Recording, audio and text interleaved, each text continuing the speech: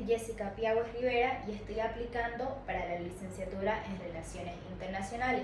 En este caso, el módulo que se me ha asignado ha sido el módulo 1, Análisis y Gestión de la Resolución de Conflictos.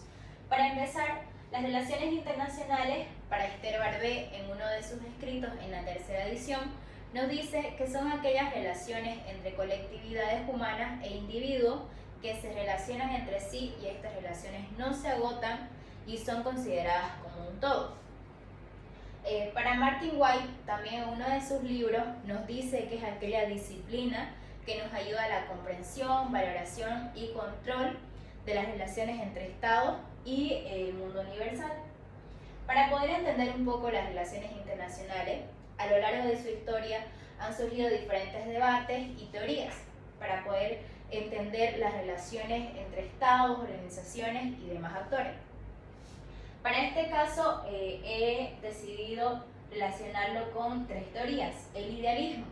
En esta teoría, con uno de sus referentes que es Kant, que nos habla sobre el problema, nos dice que para poder resolverlo es necesario normas constitucionales y también actores u organizaciones que puedan regir estas reglas o normas. También nos habla sobre la paz, la armonía, la cooperación para poder resolver mejor los conflictos internacionales. El neoidealismo también va ligado a la anterior teoría, nos habla sobre un no a la guerra y también sobre la teoría de lo finito, que busca reducir al hombre y al mundo a un todo en absoluto. También tenemos las teorías para la paz, que se dividen en tres. La teoría integral, que nos habla sobre la unidad y la cultura de paz para poder resolver los conflictos y mejorar las relaciones entre actores internacionales. Tenemos la teoría compleja constructiva, que busca poder reconocer e identificar los diferentes tipos de violencia que nos menciona Galton, que les hablaré más adelante. Y la teoría del conflicto nos habla sobre que el conflicto es un reto a la hora de las relaciones que se tienen entre actores. Para poder entrar más al área, la resolución de conflictos es un proceso en que dos o más partes o actores buscan solucionar sus problemas. Esto de manera pacífica, es decir, sin violencia, buscando las mejores opciones. De manera internacional, los temas que más están sonando vienen ligados al desarrollo sostenible. Se han creado diferentes objetivos para poder lograr estas metas. Dentro de ellas se encuentra el ODS 16, que quiero relacionarlo con este módulo, ya que nos habla sobre promover sociedades justas, pacíficas e inclusivas. ¿Por qué relaciono este ODS con el módulo?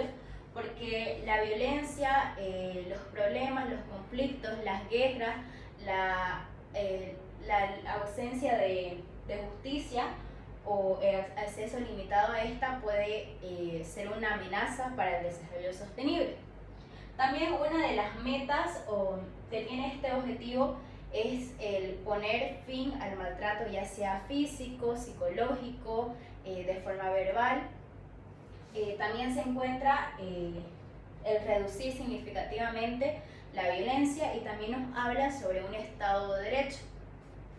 Siguiendo con el módulo o el área, para poder llegar a un conflicto, primero es necesario un problema. Un problema es aquella barrera, aquella dificultad que impide poder cumplir los intereses que tiene cada individuo. Y esto puede generar un conflicto, que para Lederach son aquellas relaciones entre individuos interdependientes que impide poder lograr sus objetivos. Cuando el conflicto no se trata de manera adecuada, este puede generar violencia, diferentes tipos de violencia, como nos habla Galton. Nos habla sobre una violencia visible, que son todas aquellas agresiones físicas, psicológicas, y la violencia invisible. Esta violencia nos habla más de manera simbólica, puede ser por temas ideológicos, por temas de lengua, de valores, entre otros. También tenemos la paz positiva y la paz negativa. Esta paz positiva es cuando busca que las instituciones puedan generar aquella paz entre los organismos, entre el mundo. Por ejemplo, la democracia, la pobreza cero, hambre cero, como se menciona en los Objetivos de Desarrollo Sostenible. Y la paz negativa es, en pocas palabras, es la ausencia de una violencia directa. Por ejemplo, en un conflicto que se encuentra latente, existe una paz negativa. Tenemos las estructuras del conflicto o las 3P que nos menciona Lederach. Tenemos la persona. En esta estructura o en esta 3P nos habla sobre poder identificar quiénes y cuántos son los actores, cuáles son sus necesidades, sus posiciones, sus emociones, para poder tener una mejor comunicación y llegar a un acuerdo. Tenemos el problema, que básicamente es de qué trata el conflicto, cuál es el motivo, y tenemos también el proceso, que es cómo se va desarrollando el conflicto. Tenemos la escalada, desescalada, puede estar en un momento de crisis o estancamiento, y verificar si es un conflicto latente o si ya ha terminado. Para poder abordar un conflicto tenemos diferentes pasos. Primero es la prevención. En esta etapa es cuando el problema sale a la luz, pero no llega todavía a un conflicto. Son las acciones que se realizan para poder evitar conflictos y violencia. Tenemos la gestión y manejo. Este abordaje, esta gestión y manejo se da cuando el conflicto ya estalló, cuando el problema ya es mayor y busca frenar o reducir sus efectos negativos y lograr que no se llegue a una violencia o agresiones físicas. Y tenemos la transformación, que ya busca solucionar el problema, y también no solo eso, sino que mejorar las relaciones entre los actores del conflicto. Y luego viene la resolución del conflicto, que es cuando ya se logra terminar o transformar este desacuerdo. Tenemos las dimensiones del conflicto, que son 4. La personal, que busca minimizar los efectos que ha tenido en la persona, en sus emociones, en sus sentimientos. También tenemos el relacional, que busca mejorar las relaciones entre los actores, frenar sus efectos. La estructural busca mecanismos no violentos para poder resolver los desacuerdos que se tienen entre ellos. Y la dimensión cultural busca entender e identificar cuáles han sido los motivos por el cual se llegó a una agresión o violencia dentro del conflicto. También tenemos formas de identificar estos conflictos, que son los tipos. De manera general, tenemos los conflictos políticos, que se puede dar por una distribución de poder, por un mal manejo del poder. También tenemos los de tipo ambientales y uso de recursos naturales. Esto se puede dar por una abundancia o una escasez de recursos, por el mal manejo de ellos. Tenemos de tipo económico. Esto puede estar vinculado a los salarios, a bienes, a la situación económica. Tenemos de tipo sociales. Ya, estos pueden venir ligados también a la vulnerabilidad de sus derechos, y los culturales, que pueden también estar relacionados a su ideología, a sus valores, a su forma de pensar, al lenguaje. Y de manera más específica tenemos la tipología. Existen de recursos escasos, que ya mencioné, pueden ser por el mal manejo de ellos, porque existe una abundancia y no se puede distribuir de manera adecuada, o la escasez de este. Existen los de poder, que busca sobrepasar, o no importa quién esté, busca tener más poder por encima del otro. La necesidad de tener ese poder puede generar un conflicto. Existe el tipo de valores. Por ejemplo, alguien puede pensar que el abortar es un valor o un derecho y que no se está cumpliendo puede generar un tipo de desacuerdo. Tenemos lo de conflicto de expectativas.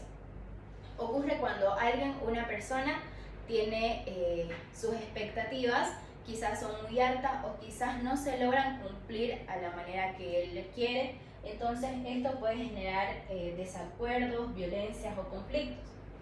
También tenemos el conflicto de información. Este conflicto se puede dar porque también por la abundancia de información o la escasez de esta, o quizá se da la información de la manera incorrecta, puede generar conflicto. Pueden ser las mentiras, entre otros. Tenemos también los conflictos de intereses, que básicamente es cuando dos o más actores tienen algún interés y no se logra poder solucionar o que ambas partes salgan beneficiadas. Para poder analizar y entender estos conflictos tenemos diferentes herramientas que nos pueden ayudar. Entre ellas tenemos el perfil básico del conflicto. Esta es la primera herramienta y la principal que se debe hacer porque nos ayuda a poder entender la cronología, quiénes son los actores, quiénes forman parte, cómo se ha dado.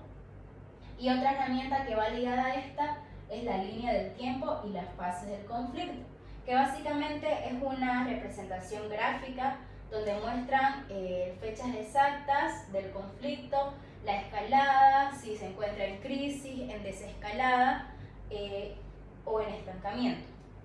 También tenemos la cebolla del conflicto. Esta herramienta nos puede ayudar a poder entender cuáles son los actores primarios, secundarios y terciarios y cuáles son las posiciones, intereses que estos tienen, poder entender para poder llegar a un acuerdo. El mapeo de actores es una herramienta que nos ayuda a poder saber cuál es el grado de poder que tiene cada actor y cuál es la relación que existe entre ellos. También tenemos, por último, la herramienta el árbol del conflicto. En esta herramienta nos ayuda a poder identificar cuál es el problema central. Tenemos en las raíces las causas y en las ramas los efectos del problema. Para poder solucionar de manera pacífica estos conflictos, ya que los hemos analizado, tenemos los métodos alternativos de resolución de conflictos. Estos métodos son procesos o procedimientos que nos ayudan a poder tener acuerdos pacíficos sin violencia. Tenemos 4. Primero, la negociación. La negociación es de manera voluntaria. Los 4 métodos son de manera voluntaria, se caracterizan por eso, también por su simplicidad, por el acuerdo entre las partes. Tenemos la mediación, que también, como el primer método, existen 2 o más partes que se ponen de acuerdo para poder solucionar sus problemas. Tenemos la conciliación, que a diferencia de las 2 anteriores, existe un conciliador que puede dar alguna opinión, sin embargo no da una propuesta. Por último tenemos el arbitraje, que a diferencia de los 3 anteriores, el árbitro puede ser más de uno, que lo escogen las partes, pero también puede dar una solución al conflicto. Existen el procedimiento para cada método tiene cosas similares.